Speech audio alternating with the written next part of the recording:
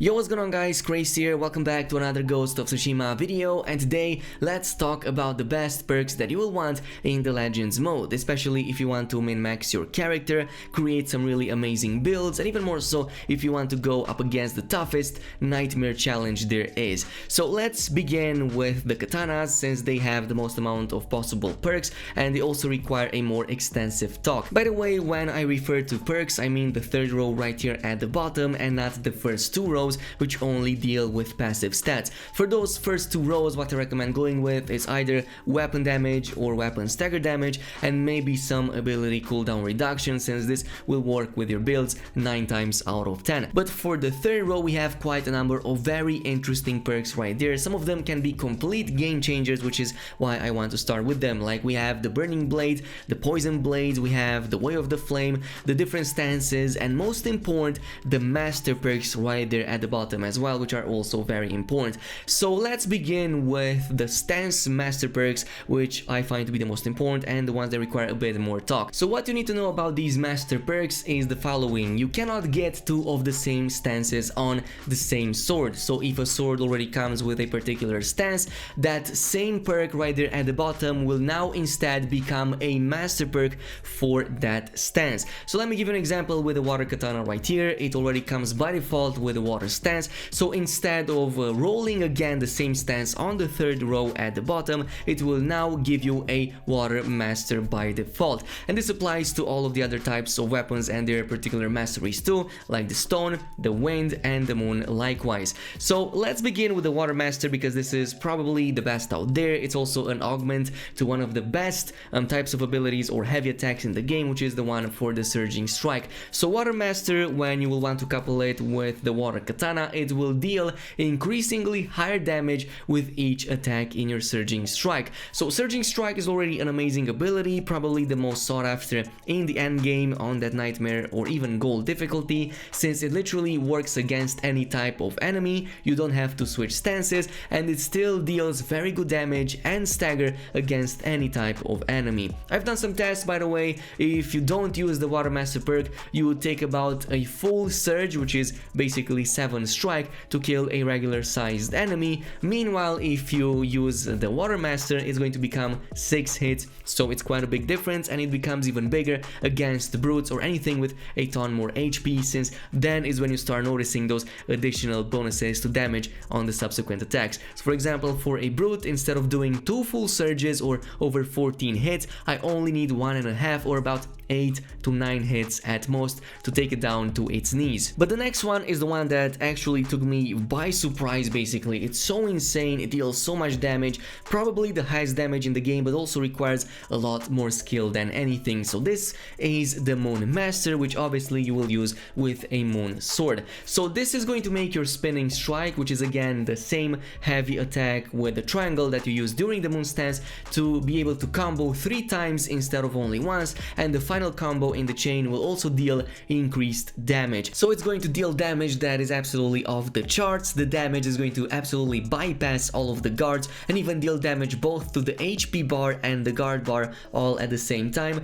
During the spin, you're also completely unstaggerable, so this means you're not going to be able to be interrupted during those spins. And finally, since this is amazing against brute type enemies, which make most of the tough enemies in the nightmare mode, this might also be an amazing choice for that game mode. Oh, and by the way, this makes an amazing combination with the demon cutter, as you also have a small chance to cause that shockwave that sends enemies flying on the ground, so you can then pick them off really easily. The third one is the stone master, that you will couple with a stone sword. It makes your heavy attacks with the triangle tap to be way faster, and the last one will deal way higher damage, essentially making it also good against shielded enemies, when otherwise without the perk it wouldn't be that great. So you can now overwhelm them, which means you can also kinda stagger them a little bit, and it's something that you can do, but it's not the best out there. Without it, your swings just take way too long to cast, you feel way more slower, and probably those shielded enemies are going to be really annoying. This brings us to the final one, which is the Wind Master. Unfortunately, this is, in my opinion, the weakest of all of the stances, even though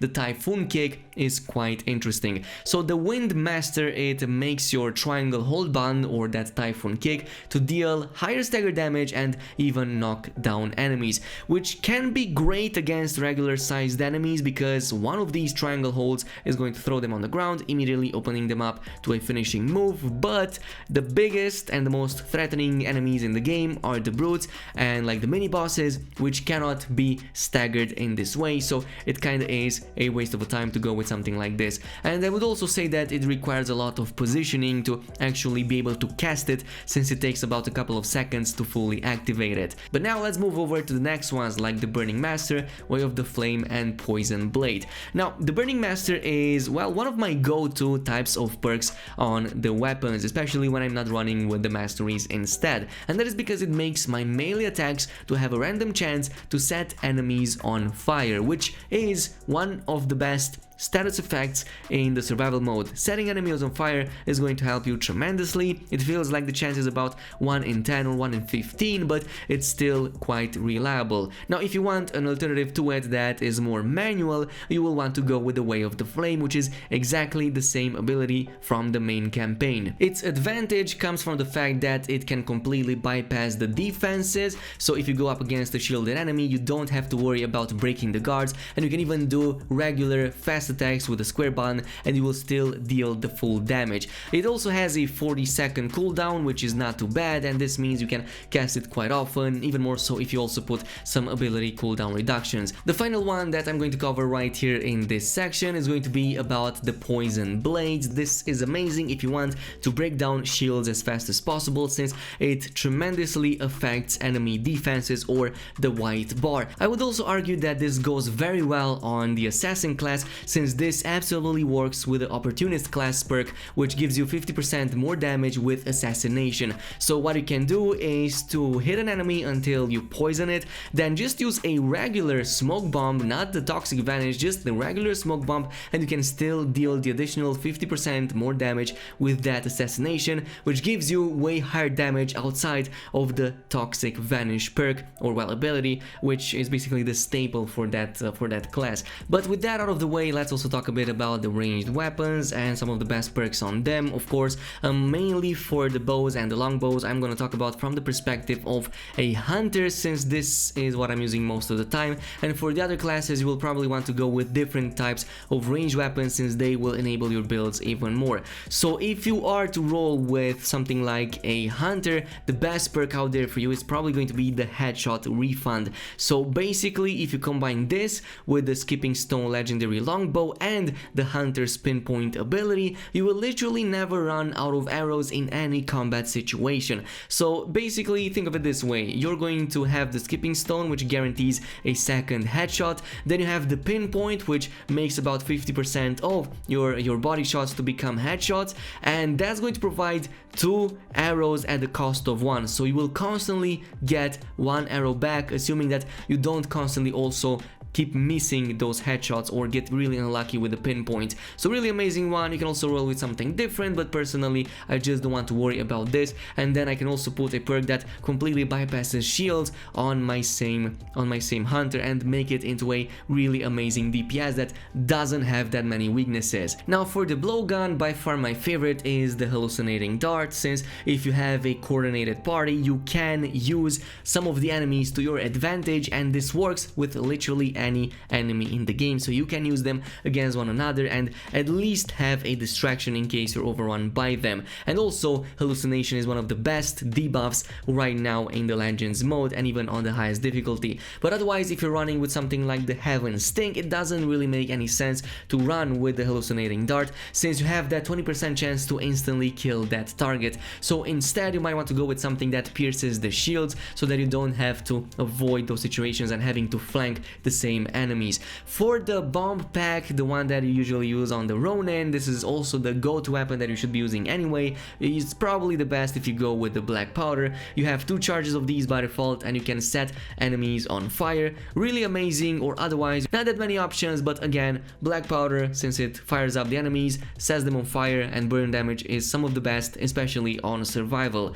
This brings us to the ghost weapons, so let's go over the ghost weapons one, starting with the sticky bomb, also probably the best ghost weapon one in the first slot on the survival. So I prefer to go with the fired up since I might not have fire up always in my team, so at least I can set multiple enemies or even a huge group on fire with one single sticky bomb. But again, increased radius can also work since it still deals full damage and blasts enemies off the ground. Meanwhile, for the dirt throw, this is something that works really amazing in the story mode, especially on Nightmare, because it has a much lower cooldown of about half of that, so only 40 seconds. You can also combine it with a rancid perk, so now it also weakens the enemies, especially the Onis, to deal 25% less damage and also get 25% more damage from your own attacks. And this is on top of the fact that it also takes away their defenses, leaving them open momentarily. So all around a really amazing one. And the last one in the first group is going to be the kunai. In my opinion, probably the weakest of the bunch, even though there's a nice legendary alternative, and that is because it usually doesn't deal that high damage, and even the perks that might deal, for example, fire damage or debuff enemies in a way, you can get that way better from your bombs or from your dirt throw. But otherwise, it has the lowest cooldown, which is why I like rolling it up with the fired up perk, or for example with the lucky perk, so that I can reset the cooldown durations. Now for the ghost weapons too, we have a bunch of very good options over here, like for example the healing gourd, or even more so if you get something like Kenji's shared brew. If you go with a strong brew perk on it, you're going to increase its healing by 50%. That is quite a massive boost, and that also works with the legendary version of this, so you can also heal your nearby party mates. So maybe on that Nightmare, even more so on the story Nightmare, it might be an amazing option for you and your teammate, especially if you don't roll with a Ronin.